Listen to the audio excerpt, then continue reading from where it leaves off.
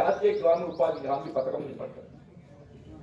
ఒకవైపు ఏదైతుందో ఉపాధి కల్పనతో పాటుగా గ్రామాలలో మనం చేపట్టబడే అభివృద్ధి కార్యక్రమాలన్నింటిలో కూడా మన ప్రధానంగా ఏదైతుందో నిధులు మన ఈ గ్రామీణ ఉపాధి హామీ పథకంతో పొందుతుంది.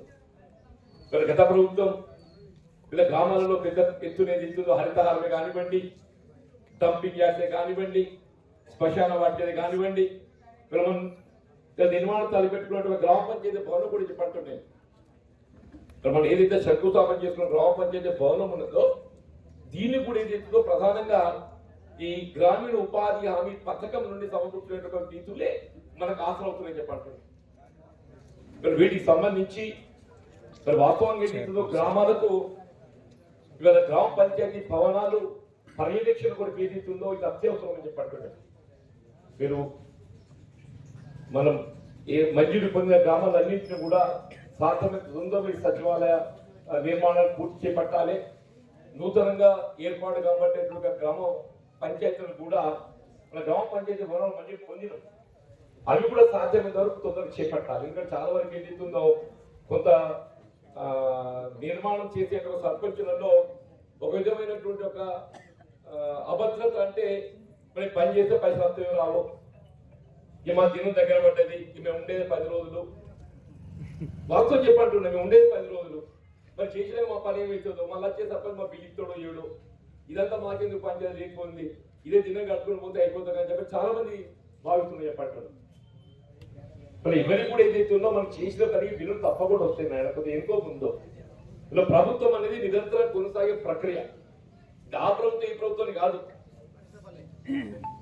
ఆ ప్రభుత్వంలో చెల్లించబడే నిధులైనా కానీ పెండింగ్ బకాయిలు ఈ ప్రభుత్వం యొక్క చెల్లించే బాధ్యత ఉందని చెప్పి అంటున్నా.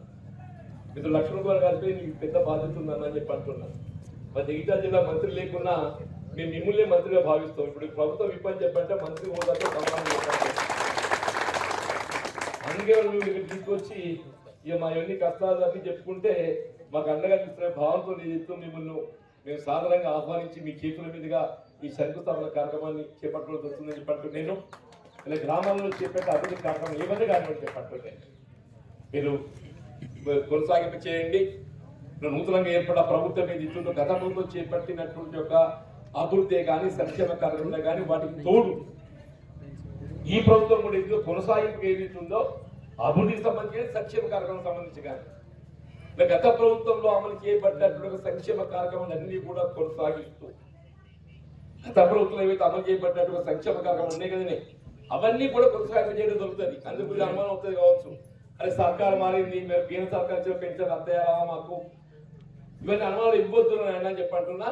ప్రభుత్వం నిరంతరం కొనసాగే ప్రక్రియ ప్రభుత్వ విధానాలకు అనుగుణంగా చేపడతాం. కానీ గత ప్రభుత్వం అమలు చేసిన కార్యక్రమాలు అన్నీ కూడా ఈ ప్రభుత్వం అమలు చేస్తూనే వాటికి అదనంగా ఇంకొకటి చేయాలని ప్రయత్నం చేస్తే తప్ప గత ప్రభుత్వం అమలు చేసిన కార్యక్రమాలు వేటిని కూడా ఏదైతుందో వాటిని నిలిపివేయడం కానీ దాడి వేయడం కానీ జరగదని సవినీయంగా మనం చేస్తున్నాను.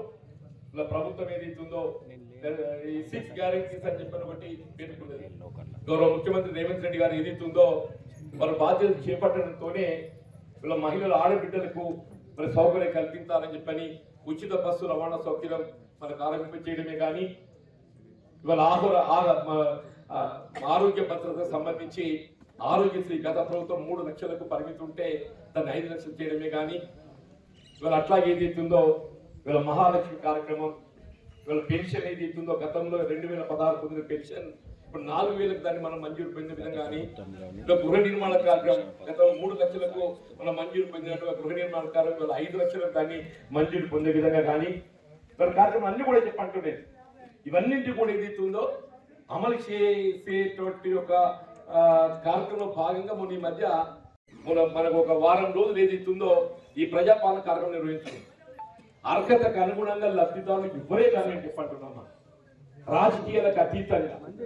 ఇప్పుడు మిత్రుడు మనోహరికి చెప్పిండు ఎన్నికలప్పుడు ఏదైతుందో ఎవరి పార్టీ వాళ్ళది ఎదుర్కొనేందుకు వేనా కానీ ఈ ఒకసారి ఎన్నికల ప్రక్రియ ముగిసిందంటే మాత్రం ప్రభుత్వం అమలు చేసే కార్యక్రమం అమలు లోపల అందరూ కూడా భాగస్వామ్యమే చెప్పండి. ఇప్పుడు ఎమ్మెల్యే గారిపై బాధ్యత ఉంటుంది, మేము అధికార పార్టీ అయినా మేము ఏ హోదా ఉన్నా లేకున్నా మాపై కూడా బాధ్యత ఉంటుంది. కానీ మనకు అన్ని పెద్ద దిక్కు లక్ష్మణ్ గారు ఉన్నారు. అర్హతకు అనుగుణంగా ఎవరికి ఏ లబ్ధి సంక్షేమ కార్యక్రమం పొందటంలో ఇబ్బంది ఎదురైనా కానీ మీరు ప్రభుత్వ దృష్టికి తీసుకొని రండి.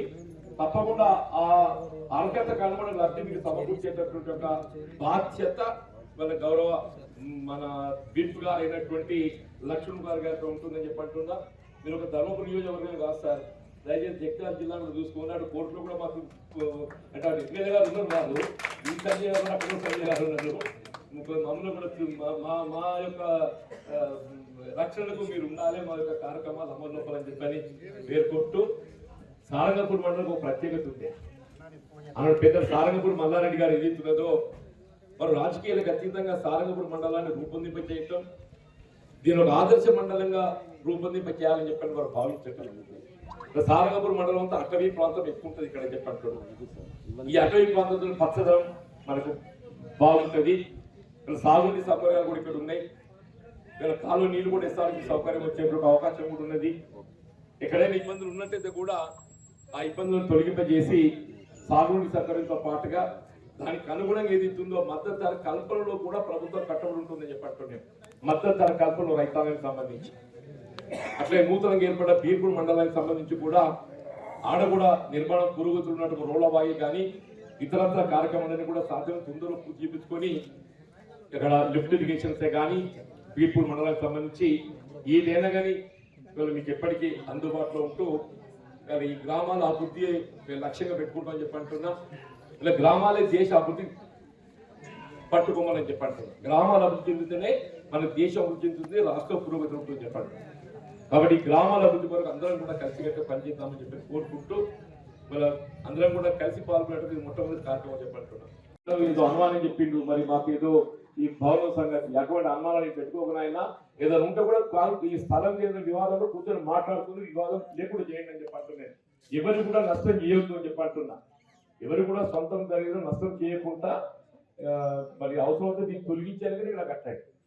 ఇది ఎట్లా మన పురాతనమైంది కాబట్టి కొత్త వరం మంజూరు పొందినాం కాబట్టి దీన్ని తీసేసిన కొత్తది కట్టిన ఎటువంటి వివాదాలు జోలికి పోకుండా అందరూ కూడా గ్రామ పెద్దలు అందరూ కూడా కలిసికట్టుగా ఈ నిర్మాణానికి సంబంధించి సహకరిస్తామని చెప్పని నేను కూడా కోరుతూ నాకు ఈ అవకాశం కల్పించిన మిత్రులకు అందరికీ హృదయపూర్వకంగా ధన్యవాదాలు చెప్తూ సెలవు తీసుకుంటున్నాను.